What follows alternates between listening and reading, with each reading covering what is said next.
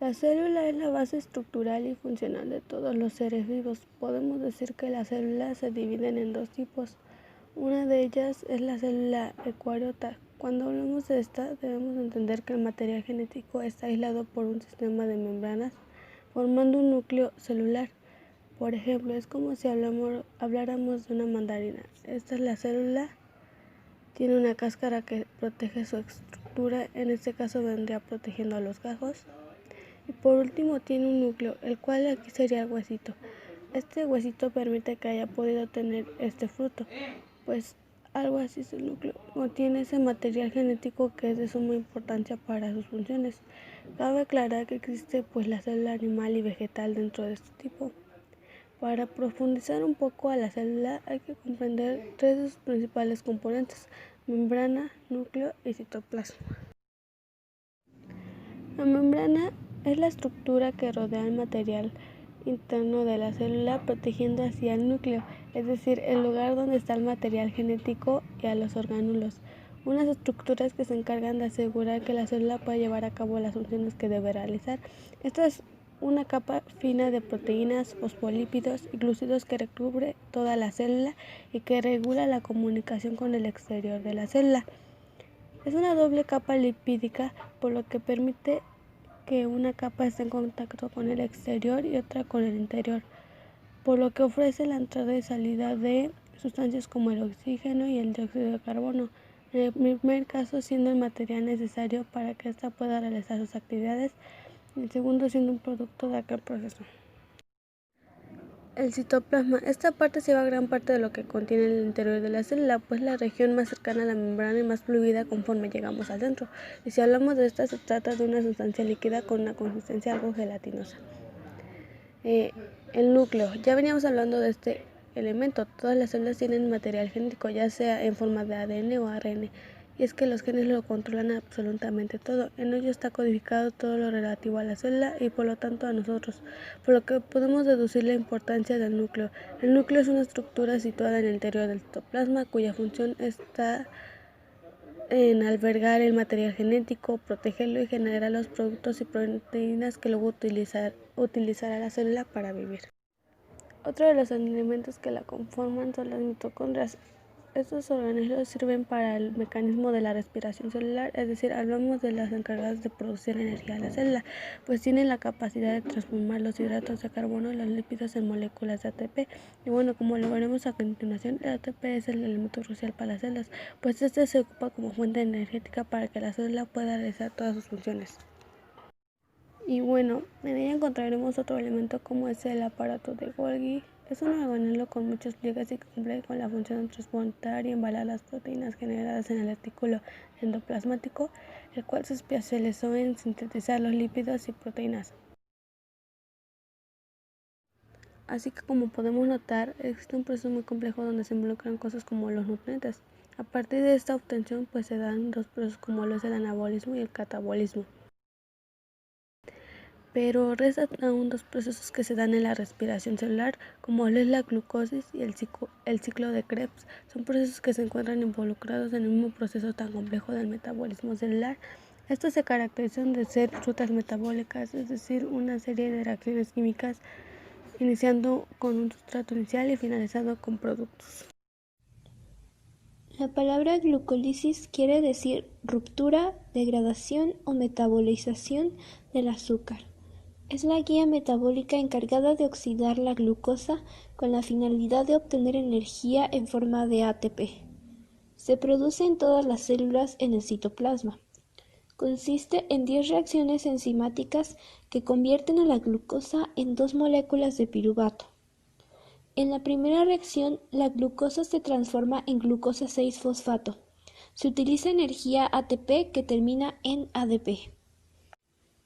En la segunda reacción, la glucosa 6-fosfato se transforma en fructuosa 6-fosfato por intervención de la enzima isomerasa.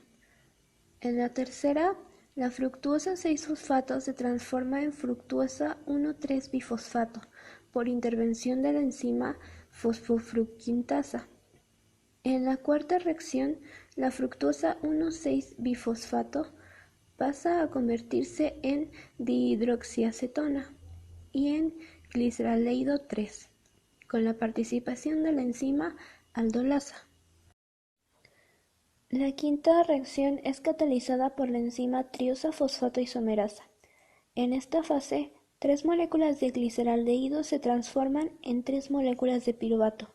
A la vez se produce 2 NADH y ATP en una reacción reversible.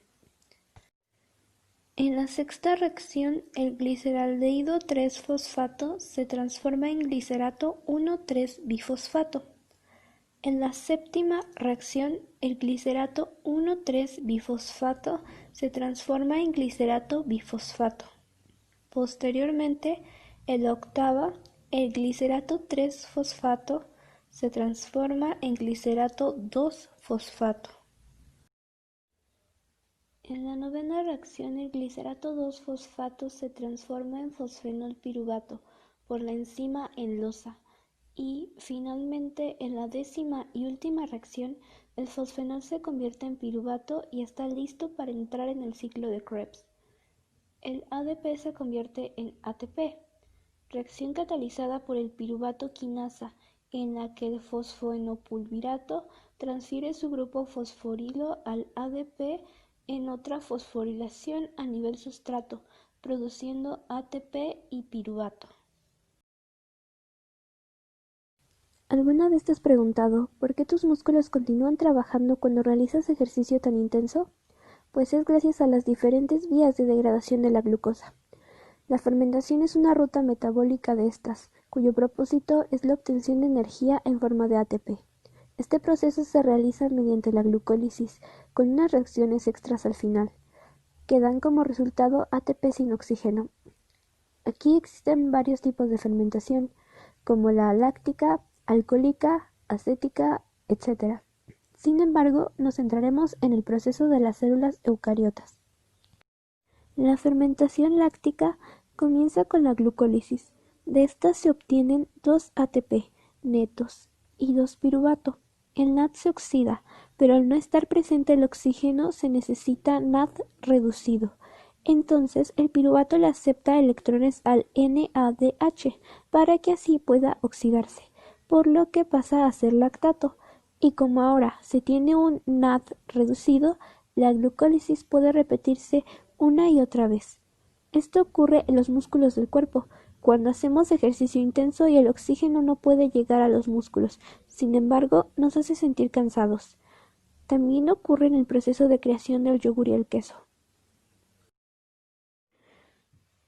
La fermentación alcohólica ocurre en las levaduras.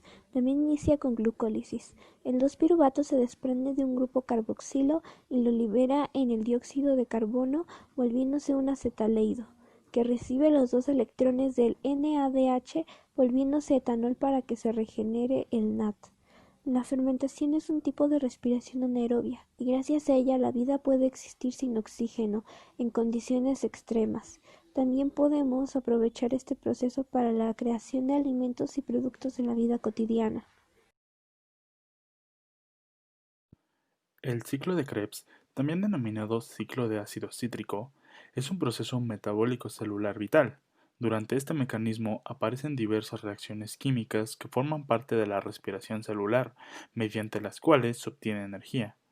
En los organismos aeróbicos, el ciclo de Krebs es el anillo del enlace de las rutas metabólicas responsables de la degradación de los carbohidratos, las grasas y las proteínas en anhídricos carbónico y agua.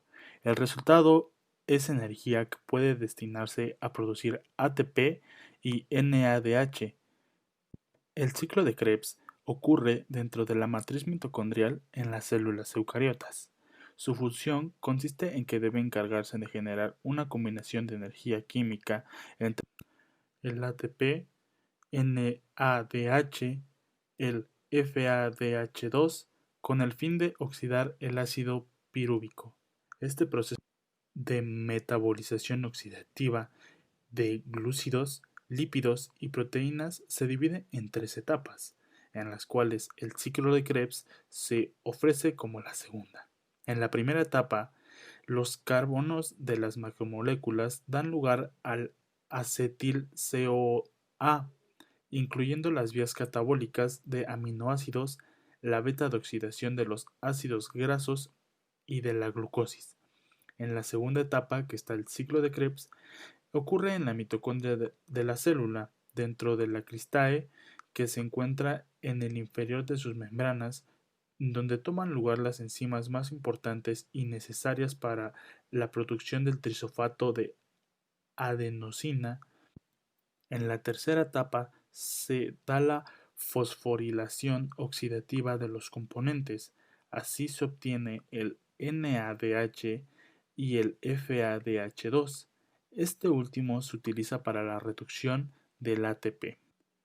Para finalizar, hemos visto que el ciclo de Krebs constituye una pieza clave a la hora de hablar del metabolismo energético.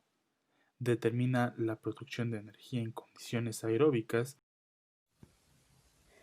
En un individuo, la ingesta de alimentos puede variar ampliamente en su cantidad, así como en la proporción de los tres principales tipos de alimentos: carbohidratos, lípidos y proteínas. Es indudable que para mantener la adecuada sobrevivencia de cada organismo, éste dispone, además del conjunto de vías metabólicas, de un eficiente y preciso sistema de adaptación, integración, regulación y coordinación del metabolismo.